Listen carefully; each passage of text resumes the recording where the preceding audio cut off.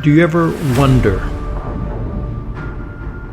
what is intended for or likely to be understood by only a small number?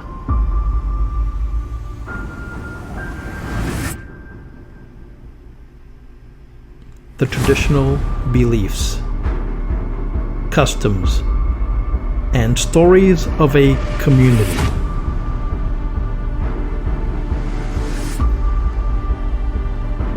A community not part of the mainstream, unconventional, peripheral, or extreme.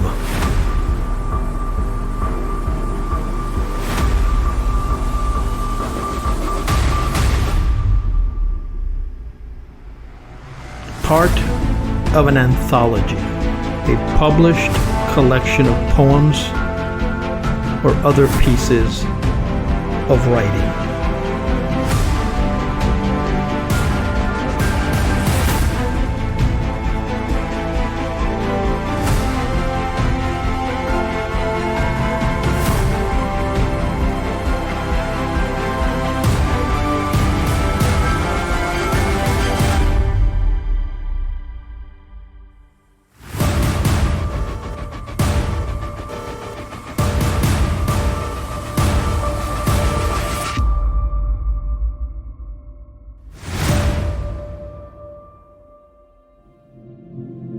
This is Esoteric Lore. I'm your host, Edward Aponte, where I push you to ponder the fringes of folklore. Let's take a look inside the brain-bending adaptation of Blake Crouch's best-selling novel, Dark Matter. The show and novel's multi-universe plot is fueled by some admittedly fanciful and imaginative leaps, with an internal logic that could have been constructed by M.C. Escher. But Crouch insists the story may not be as outlandish as it first seems. Obviously, it's speculative, he says, but there are real, concrete scientific concepts being presented, and I always want those to feel true. Blake's 2016 book, which the author himself has adapted into a new Apple TV series, focuses on a groundbreaking physicist who devises a way to open doors to alternate universes. The box he builds creates an endlessly repeating hallway in the human consciousness, which allows the visitor's physical body to pass into a parallel world. Any given door can lead to apocalypse, utopia, or anything in between. Each reality is shaped by the traveler's intention, mood, and subconscious.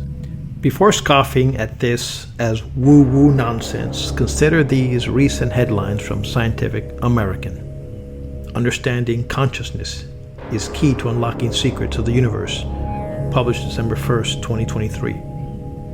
Is Consciousness Part of the Fabric of the Universe? Published September 25th, 2023. And Here's Why We Might Live in a Multiverse, published March 6, 2024. The physics that's coming out now does support more and more that reality is a creation of our mind. Reality does not exist independently from observation, from awareness. Biocentric beings create reality. For a time in the late 1980s, it looked like the field of neural networks was dead. Its researchers who were seeking answers about consciousness by creating interconnected webs of computing units could not overcome the limitations of their tools. Hardware did not compute as fast enough speeds, software was so simplistic. It wasn't until the 2010s that technology had advanced far enough to allow theories that seemed almost frozen in ember to be explored further. That scientists could leap far ahead into new theoretical territory yet make little experimental progress in computational neuroscience underlies the challenges and complexities of explaining the working of mind and consciousness. In the book, Putting Ourselves Back in the Equation, journalist and Scientific American contributor George Muser brings readers along this quest, tracking the development of different ideas and suppositions that aim to elucidate how consciousness might have arisen and what processes inform, if not create, our perception of reality. Investigating the mind and confronting the hard problem of consciousness necessarily requires the collision of disciplines. The field's most significant researchers seem to have stumbled into it from myriad backgrounds: semiconductors, psychiatry, cosmology, among other fields. The 21st century is predicted to be the century of biology, a shift from the previous century dominated by physics. It seems fitting then to begin the century by turning the universe outside in and unifying the foundations of science, not with imaginary strings that occupy equally imaginary unseen dimensions, but with a much simpler idea that is rife with so many shocking new perspectives that we are unlikely ever to see reality the same way again. In the past few decades, major puzzles of mainstream science have forced a reevaluation of the nature of the universe that goes far beyond anything we have imagined. A more accurate understanding of the world requires that we consider it biologically centered. It's a simple but amazing concept that biocentrism attempts to clarify. Life creates the universe instead of the other way around. Understanding this more fully yields answers to several long-held puzzles. This new model combines physics and biology instead of keeping them separate and putting observers firmly in the equation. It's called biocentrism.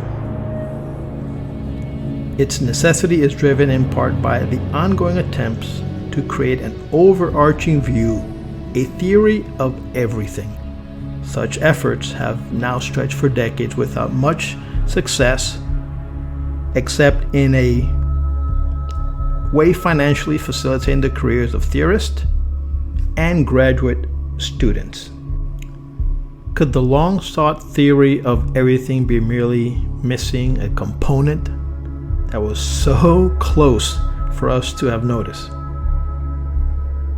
Some of the thrill that came from the announcement that the human genome had been mapped, or the idea that we are close to understanding the Big Bang, rest on our innate human desire for completeness and totality. But most of these comprehensive theories fail to take into account one crucial factor. We are creating them. It is the biological creature that fashions the stories, that makes the observations, and that gives names to things. And therein lies the great expanse of our oversight, that science has not confronted the one thing that is at once most familiar and most mysterious: consciousness. The world appears to be designed for life, not just at the microscopic scale of the atom, but at the level of the universe itself. Scientists have discovered that the universe has a long list of traits that make it appear as if everything it contains, from atoms to stars, was tailor-made just for us. If the Big Bang had been 1 part in a million more powerful, it would have rushed out too fast for the galaxies and life to develop. Result: no us. If the strong nuclear force were decreased 2%, atomic nuclei wouldn't hold together, and plain vanilla hydrogen would be the only kind of atom in the universe. If the gravitational force were decreased by a hair, stars, including the sun, would not ignite. In fact, all of the universe's forces and constants are just perfectly set up for atomic interactions, the existence of atoms and elements, planets, liquid water, and life. Tweak any of them, and you never existed. Many are calling this revelation the Goldilocks principle, because the cosmos is not to this or to that, but rather just right for life. Are we already living in a simulation? Maybe what you would choose from our simulation is something very much like your present life on Earth. And that simple thought has led several philosophers to wonder whether we're already living in a simulation. While the idea seems fantastical, we already know how easily we can be fooled into accepting our reality. Every night we fall asleep and have bizarre dreams, and while we're there, we believe those worlds entirely. Questions about our reality are not new. 2,300 years ago, the Chinese philosopher Chuang Tzu dreamt he was a butterfly.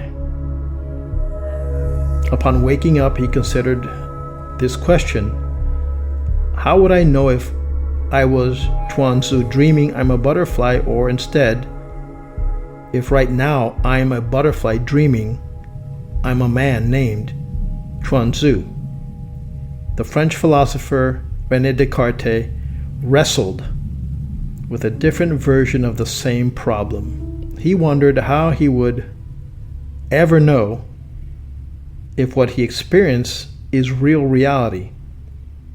To make the problem clear, he entertained a thought experiment. How do I know I'm not a brain in a vat? Maybe someone else is stimulating that brain in just the right way to make me believe that I'm here, and I'm touching the ground, and I'm seeing those people and hearing those sounds. Descartes concluded there might not be any way to know, but he also realized something else. There's some me at the center trying to figure all this out. Whether or not I'm a brain in a vat, I'm pondering the problem. I'm thinking about this, and therefore I exist. What is the origin of consciousness according to the oldest Vedic texts? The oldest Vedic text, particularly the Rig Veda, provides a rich tapestry of hymns and philosophical insights that explore the nature of consciousness and the cosmos. According to the Rig Veda and subsequent Vedic literature, the origin of consciousness is intertwined with the creation of the universe and the nature of reality, often referred to as Brahman. Brahman, in Vedic philosophy, is the ultimate unchanging reality composed of pure consciousness. It is the source of all existence and the essence that pervades everything. Brahman is both immanent and transcendent, encompassing the material and the spiritual. The Rig Veda is the oldest of the Vedas, contains hymns that address the origins of the universe and the nature of existence. One of the most famous hymns is the Creation Hymn, which ponders the origin of the cosmos and the mystery of creation. The Creation Hymn begins by describing a time when there was neither existence nor non-existence, neither the realms of space nor the sky beyond. There was no death or immortality, no sign of night or day.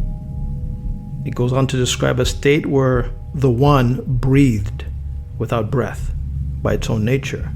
This One is often interpreted as Brahman, the ultimate reality and source of all that exists. The hymn concludes with an acknowledgement of the mystery of creation, suggesting that even the gods might not know the ultimate origin of the universe. The Hindu sages teach that there are three principles of nature, which combined correctly are the source of power for all magic. Number 1, acacia, the ethereal substance pervading all space from which all material forms are produced. 2, prana, the subtle energy which animates and energizes all nature. 3, creative mind, the mental element in which all designs are created in imagined form, after which they become materialized in objective form through the action of visualization accompanied by the action of prana operating upon the acacia, which is the essential and original state of matter. Western students will recognize in these three principles the basis of all created matter as observed by science, the acacia being the all-pervading atomic material in space from which all matter is formed, the prana as the energy force, including life, which animates and energizes all things, and creative mind as the designer of matter. Therefore, acacia is regarded as the essential base substance of all things, all material things, from atoms to stars, from microscopic forms of life to man, and it will be molded and formed by creative mind through the agency of prana. Let me emphasize the importance of what I've told you by putting it in the words of the great teachers. Quote, learn well the basics of acacia, prana, and creative mind, for such are the foundation stones for the performance of all magics. End quote. Or may I say, for the performance of mind over matter. Renowned neuroscientist David Eagleman, in his book The Brain, The Story of You, writes, and I quote, in the coming years, we will discover more about the human brain than we can describe with our current theories and frameworks. At the moment, we're surrounded by mysteries, many that we recognize and many we haven't yet registered. As a field, we have vast uncharted waters ahead of us. As always in science, the important thing is to run the experiments and assess the results. Mother Nature will then tell us which approaches are blind alleys and which move us further down the road of understanding the blueprints of our own minds. Only one thing is certain: our species is just at the beginning of something, and we don't really fully know what it is. We're at the unprecedented moment in history, one in which the brain, science, and technology are co-evolving. What happens at this intersection is poised to change who we are. For thousands of generations, humans have lived the same sort of life cycle over and over.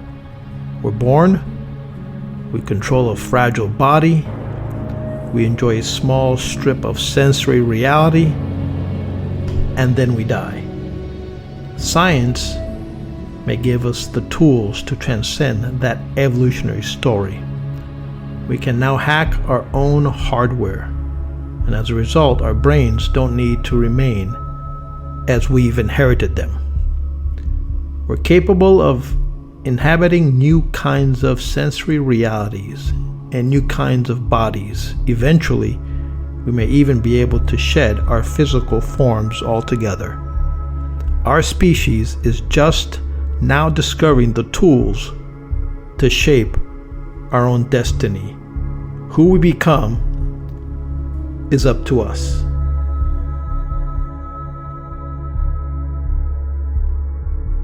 If you like this video, please subscribe, share, and give us a thumbs up. Thanks for watching. See you next time.